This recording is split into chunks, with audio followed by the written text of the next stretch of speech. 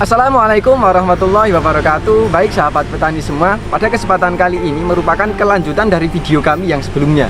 Buat teman-teman yang belum menyaksikan, bisa klik link di atas, karena ini merupakan rangkaian dari proses sebelumnya. Pada kesempatan kali ini kita akan memberikan kiat-kiat khusus untuk merawat tanaman yang sifatnya adalah investasi jangka panjang dengan nilai ekonomi yang sangat sederhana atau seminimal mungkin. Ingin tahu rahasianya? Saksikan video ini sampai selesai.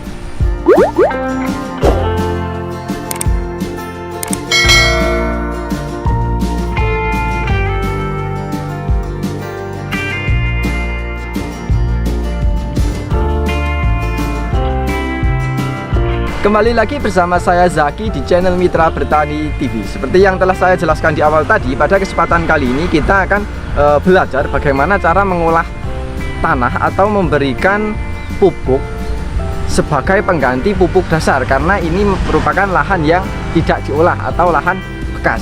Mungkin kalau teman-teman mengira bahwa pada kesempatan kali ini kita akan memberikan pupuk semanggi, vertipos, dan power soil, ternyata itu salah. Kita tidak akan memberikan itu pada kesempatan kali ini. Nah, jika pada kesempatan sebelumnya kita telah memberikan power soil, kemudian dolomit, dan ini sudah selang sekitar 7 hari.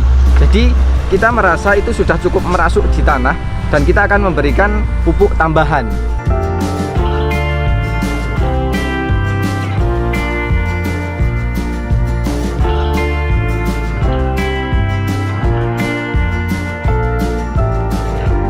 Oke, sebelum kita masuk pada pemberian pupuk, alangkah lebih baiknya kita menganalisa lahan terlebih dahulu. Karena apa? Karena pemberian pupuk yang sama di lahan yang berbeda dan kondisi yang berbeda itu nanti akan menghasilkan hasil yang berbeda. Nah, alangkah lebih baiknya dan lebih baik bijaknya teman-teman bisa menganalisa lahan teman-teman terlebih dahulu sebelum meniru apa yang kita lakukan. Nah, setidaknya pada kesempatan kali ini kita akan menganalisa tiga hal yang menurut saya itu paling mendasar terkait dengan lahan kita ini. Untuk yang pertama itu adalah iklim. Nah, iklim sekarang alhamdulillah sedang bertepatan dengan musim hujan, dan intensitas hujan itu cukup tinggi. Bisa teman-teman lihat, ini kondisi tanah ini sangat basah, sangat lembab.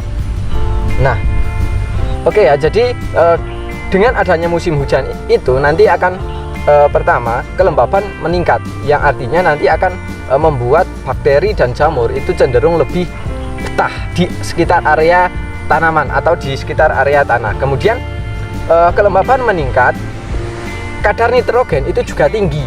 Nah, nanti kita pada kesempatan kali ini kita tidak akan memberikan pupuk dalam bentuk nitrogen. Dengan adanya pupuk nitrogen itu nanti pertumbuhan akan cepat, tapi daya tahan atau kekuatan tanaman itu akan lebih rentan, atau bahasa kerennya adalah sekulen. Oke ya, untuk analisa yang kedua itu terkait kondisi lahan. Jadi karena lahan kita ini adalah lahan bekas dan ini merupakan bekas tanaman timun. Nah, seperti teman-teman ketahui bahwa tanaman timun itu tidak memerlukan waktu yang cukup lama, hanya sekitar 2 bulan itu tanaman sudah habis. Namun pakan yang ada di dalam sekitar area tanaman itu sudah diserap secara maksimal, karena merupakan tipikal buah yang memerlukan asupan nutrisi yang cukup banyak. Nah, oleh sebab itu kita perlu menambahkan, tapi kita perlu berbijak dalam memberikan pupuknya. Biasanya teman-teman akan memberikan dalam bentuk NPK, tapi karena sekarang bertepatan dengan musim hujan, nah kita akan memberikan pupuk N itu sebagai pupuk susulan, tidak sebagai dasaran, untuk menghindari resiko-resiko yang tidak diinginkan. Jadi pada kesempatan kali ini kita hanya akan memberikan pupuk dalam bentuk fosfat. Nah, seperti yang biasa saya jelaskan ya, kalau fosfat itu nanti akan memiliki segudang manfaat. Nah, kemudian untuk analisa yang ketiga itu terkait penggunaan pupuk sebelumnya. Nah, seperti yang saya jelaskan di awal tadi ya, pada kesempatan sebelumnya kita telah memberikan dolomit dan power soil dan sudah diguyur air hujan, dan bisa teman-teman lihat ini sudah saya tugal kembali untuk sebagai lubang pupuk.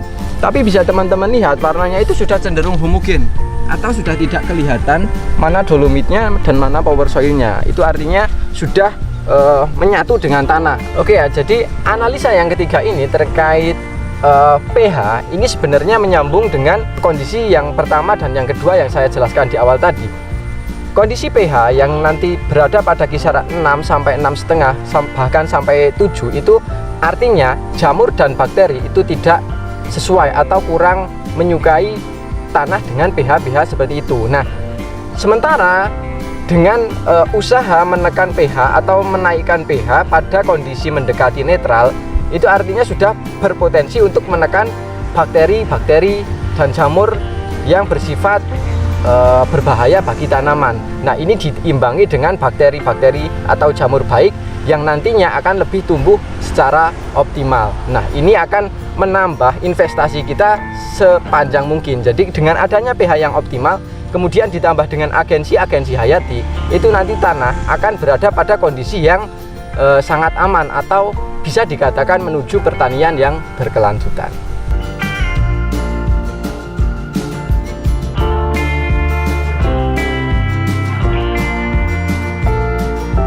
Oke ya, mungkin penjelasan saya di awal ini sudah cukup ya. Jadi teman-teman mungkin tentunya sudah paham apa yang akan kita berikan pada kesempatan kali ini.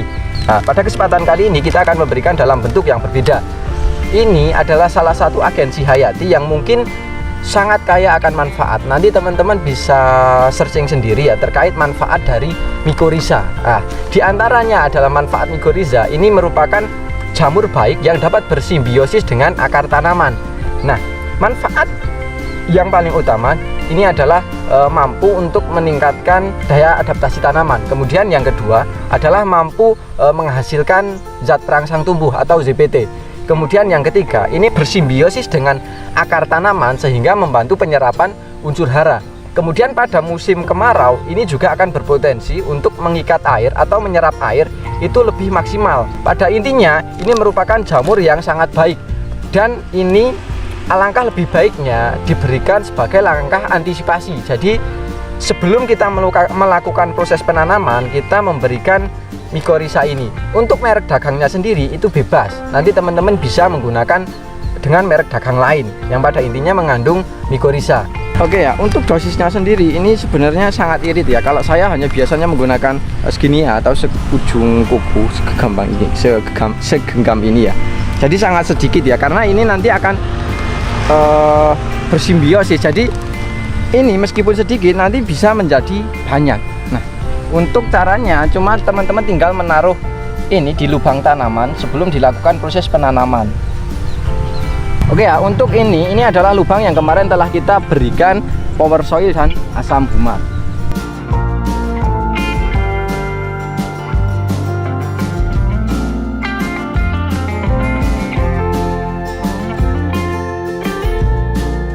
Oke, itu untuk agensi hayatinya. Tentunya kita tetap memberikan pupuk ya. Seperti yang saya jelaskan di awal tadi, kita menggunakan fosfat. Ini merupakan fosfat alam. Jadi kalau kemarin kita biasanya menggunakan Vertipos, itu juga yang kita ambil, kita harapkan itu adalah unsur fosfatnya. Dan ini adalah juga fosfat dengan nilai ekonomi yang cukup murah. Jadi sedikit trik buat teman-teman, apabila memilih produk dengan bahan dasar yang mungkin hampir sama, itu teman-teman jangan hanya terpaku pada harga, bisa dibaca kandungannya ya. Jadi kandungannya hampir sama tapi harganya selisih tinggi, nah bisa teman-teman memilih yang nilai ekonominya lebih rendah, karena yang kita harapkan itu adalah manfaatnya. Oke ya, mungkin sahabat petani semua bertanya-tanya kenapa kita tidak langsung mencampurkannya dengan agensi hayati yang tadi. Karena sifatnya dari mycorrhiza yang tadi itu bentuknya adalah sangat kecil atau sangat halus, sangat lembut.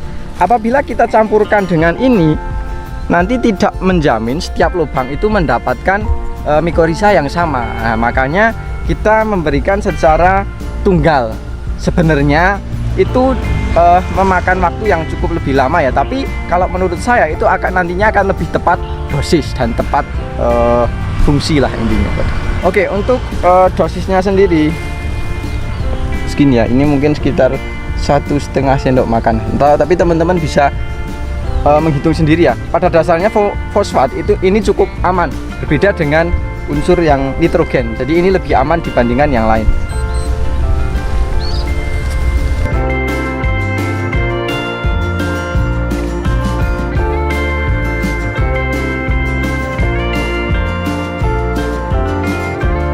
Oke, baik sahabat petani semua, mungkin itu dulu ya video terkait persiapan lahan sebelum kita menanam tanaman cabai. Yang pertama adalah penggunaan dolomit dan asam humat, yang pada kesempatan kali ini adalah memberikan agensi baik yang berupa mikorizа dan pupuk fosfat dengan merek Dagan Fosfat Alam. Jadi untuk video selanjutnya nanti kita akan terus membahas perawatan vegetatif untuk tanaman cabai ini. Jadi pastikan teman-teman subscribe channel ini karena kita akan terus memberikan atau belajar bersama terkait perkembangan lahan di tempat kita ini. Oke, mungkin itu dulu. Semoga video ini bermanfaat, dan apabila video ini bermanfaat jangan lupa klik like, comment, share, dan jangan lupa subscribe untuk tidak ketinggalan info-info terbaru dari kami. Terima kasih dari saya Zaki. Salam Mitra Bertani Indonesia. Wassalamualaikum warahmatullahi wabarakatuh. Dan sampai jumpa di video kami selanjutnya.